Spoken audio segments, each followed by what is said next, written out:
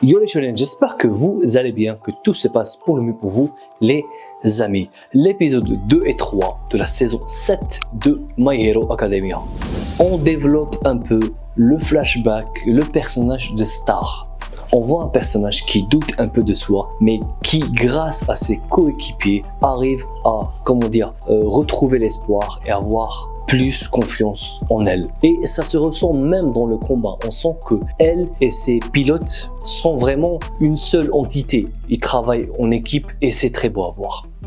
Le point négatif avec le personnage de Star, c'est qu'elle vient sans aucun contexte, mis à part le fait qu'elle aime bien All Might et que c'est son idole. Il n'y a pas vraiment d'impact. Elle n'entre pas en contact direct avec les héros, avec Midoriya, avec Bakugo, même pas avec Endeavor. Elle vient, elle se fight face à Shigaraki. C'était très beau, on la tease, on dit que c'est l'héroïne numéro 1 des États-Unis et pratiquement du monde entier, et qu'elle veut buter All for One parce que c'est vraiment un danger mondial qui menace la terre entière et tout. Le fait que All for One aussi en parle comme si c'était une menace, enfin, c'est une menace pour lui, on ressent juste qu'elle est puissante, ok, elle a une dette envers All Might, elle admire All Might, elle a un alter ultra puissant, mais ça manque, je sais pas, d'impact. Et en plus, elle meurt en 2 épisodes. C'était beau, franchement, c'était beau. Il y avait beaucoup d'émotions. J'ai même versé une larme l'instant où elle se désagrège. Elle fait le petit signe comme ça, All Might, respect.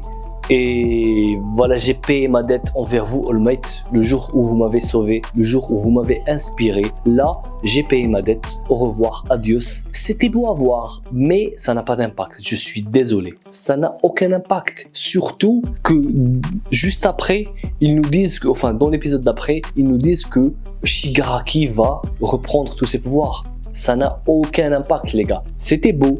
Le combat était bien illustré. L'instant, elle attrape les missiles, elle utilise encore une fois son alter. Il y a beaucoup de technicité dans ça. Et elle explose Shigaraki. Bon, il n'y a pas de suspense. On sait très bien que Shigaraki n'allait pas mourir. Mais au moins, il donne une bonne explication. Parce qu'elle peut bloquer 2 règles en même temps et pas plus. Et si elle veut rajouter une règle, elle est obligée d'enlever une. Donc l'instant où elle voulait attraper les missiles pour déglinguer Shigaraki, dans cette fraction de seconde, elle a été obligée de désactiver les lasers et tout. Et dans cette fraction de seconde, Shigaraki a désagrégé le bout de terre sous l'océan et il a pu en réchapper. Et ça, franchement, c'était beau. Et ça montre aussi que Shigaraki, c'est vrai que c'est un personnage qui est pas, il n'a pas de profondeur. C'est un taré, il n'est pas très bien écrit. Mais en termes d'intelligence, de battle IQ, il est balèze, franchement. Il analyse très très bien et il est balèze. Et l'instant où on croit que c'est fini, qu'il lui a volé son alter, elle lui a donné un cadeau empoisonné et c'était beau, franchement, c'était beau. Le combat intérieur entre elle et All for One, la confrontation qu'on voit, on voit un peu All for One un peu en PLS et c'était beau, franchement, c'était très très beau. Ça me rappelle un peu Guy 8e Porte contre Madara. Encore une fois, Guy 8e Porte contre Madara, c'est une des scènes les plus belles de tout Naruto, hein. Mais à quoi a servi ce plot twist? À quoi a servi ce power-up? Il n'a servi à rien, juste à gagner un peu de temps. Le temps que Sasuke et Naruto arrivent et puissent combattre Madara. C'est à peu près la même chose. Elle leur a juste gagné un peu de temps, c'est tout. Mais avec Guy, on connaît Guy depuis très longtemps. Voilà, on est attaché à Guy. Et quand on montre son flashback, qui était un des ninjas les plus nuls au monde, peut-être même plus nul que Rock Lee, parce que Rock Lee, il a eu Guy pour l'épauler, mais Guy avait son père pour l'épauler, mais son père, c'était pas un ninja aguerri, c'était un genin, c'était un nulard. Donc, moi, je viens, je te dis, fais comme moi, tu vas réussir, et même moi, je suis pas crédible. Donc, c'est pas la même chose avec Rock Lee. Donc, par rapport à Guy, on était attaché à Guy. Et ce dernier power-up montrer, c'était la cerise sur le gâteau avec le personnage de Guy et c'était magnifique, malgré que ça voulait dire quelque chose, mais ça n'a pas eu de réel impact sur Madara parce que Madara est revenue de plus belle pour se battre, c'est tout. C'est à peu près la même chose avec Star, mais là on n'est pas attaché au personnage. J'aurais aimé qu'il l'incorpore avant, j'aurais aimé qu'elle revoie All Might parce que c'est son rêve. All Might, c'est son idole. j'aurais aimé qu'elle lui dise, regardez ce que je suis devenu. Grâce à vous, All Might, j'aurais aimé qu'elle voie Midoriya, qu'elle interagisse avec Midoriya, parce que Midoriya, c'est le véritable porteur du flambeau, du All for All. C'est ça, mais non, ils n'ont pas fait ça. Et ça, c'est pas que j'ai tiqué, mais je trouve que ça manquait. Quelque chose manquait. Aussi, Endeavor et voilà qui arrivent à la bourre toujours, je sais pas pourquoi. Ils arrivent après la fin, après que les biscuits se sont terminés, je sais pas, après la fin de la fête. Enfin, on sait pas. Bon, on peut dire qu'elle a donné une semaine d'entraînement pour les petits rigolos, les autres rigolos, le mec qui fait du karaté et qui a une queue kangourou, le mec qui a des boules de billard dans la tête. C'est pas crédible. Les seuls qui pourraient faire quelque chose, c'est Shoto Todoroki, Bakugo et Midoriya.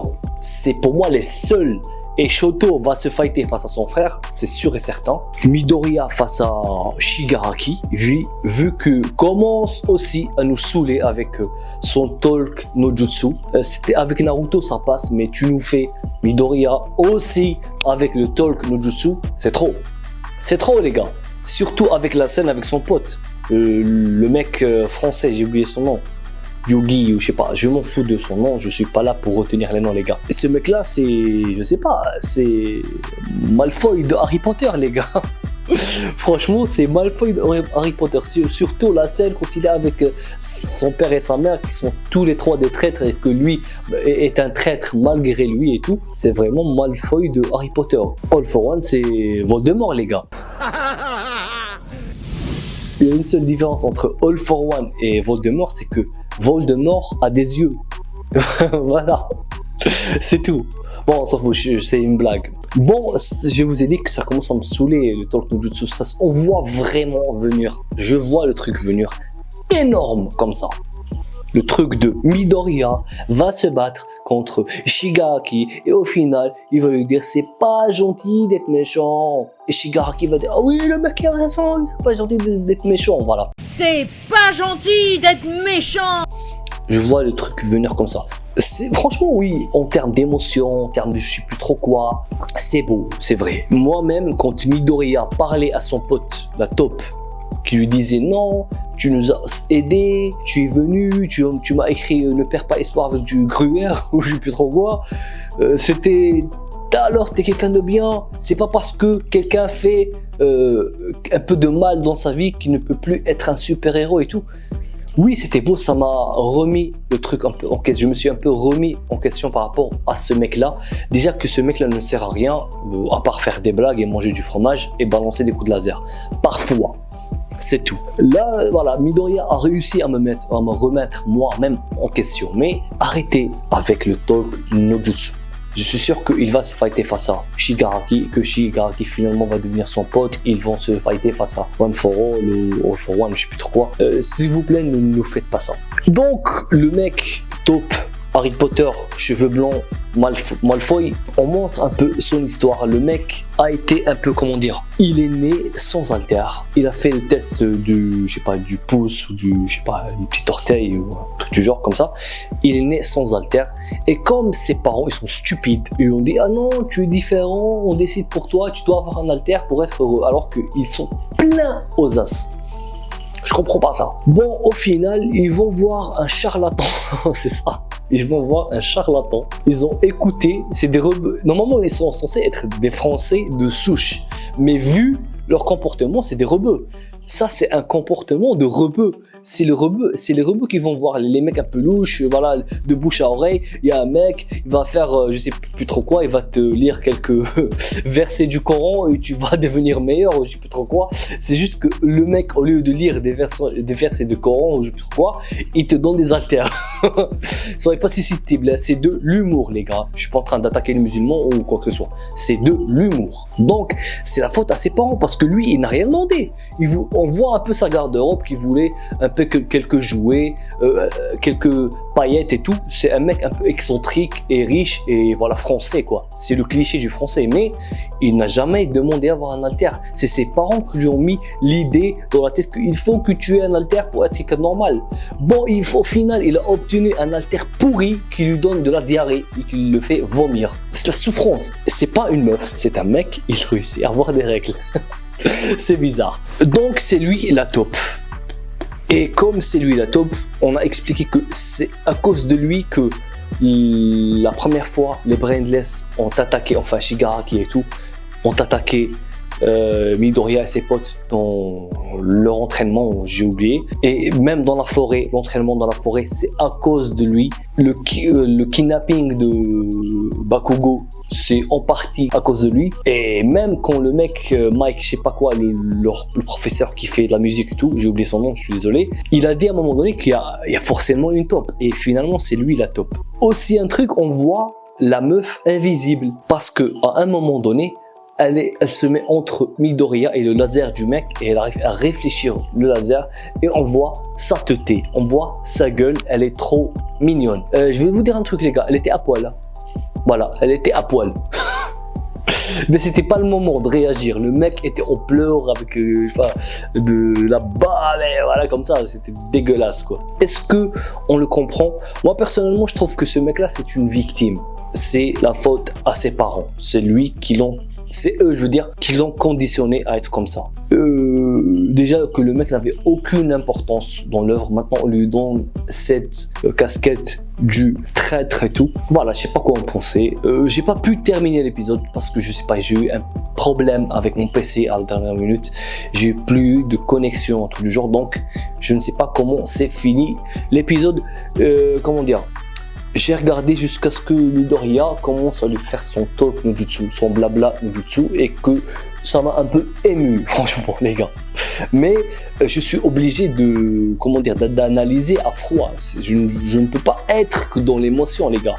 Sinon, je serais venu, je vous aurais dit que oui, franchement, très bon épisode, on ressent la détresse du personnage, comme Midoriya n'a pas d'alter et que l'autre n'a pas d'alter, donc ils arrivent à se comprendre. Midoriya, il veut aider tout le monde, être le héros souriant et même dépasser All Might, même dans sa façon de agir et réagir avec les gens, mais non.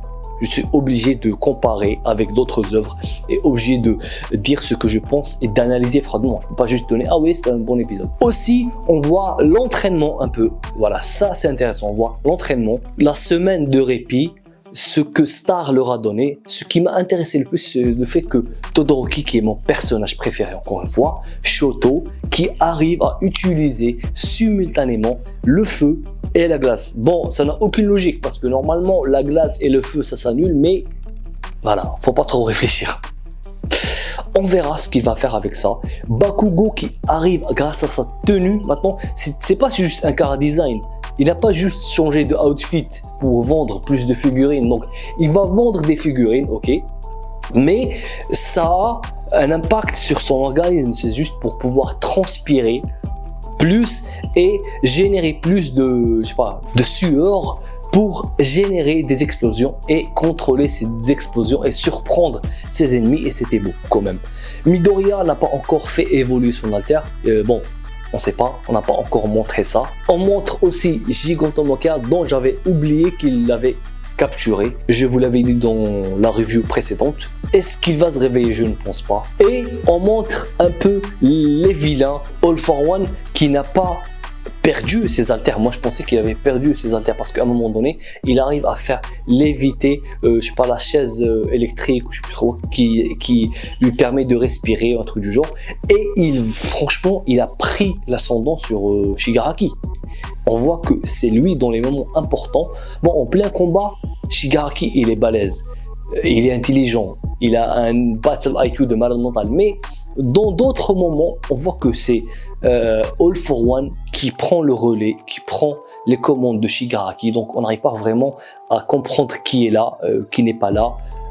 Pourquoi, comment dire, Shigaraki déteste tant All Might juste comme ça, parce que ça, c'est pas sa grand-mère ou un truc du genre était héroïne, et à cause de ça son père l'a persécuté, et All Might il représente le bien, donc lui il doit représenter le mal, voilà, je sais pas, enfin, il s'est encore fait manipuler par All for One, et maintenant il veut aller contre All for One. C'est un peu le truc de psychopathe, c'est un schizophrène, je sais pas. Voilà, c'était tout les gars, moi j'ai adoré les 2 épisodes. C'était très intéressant. Si vous avez aimé, pensez à vous abonner, activez la cloche parce que c'est très important. Gros pouce bleu, n'abandonnez jamais. Matane!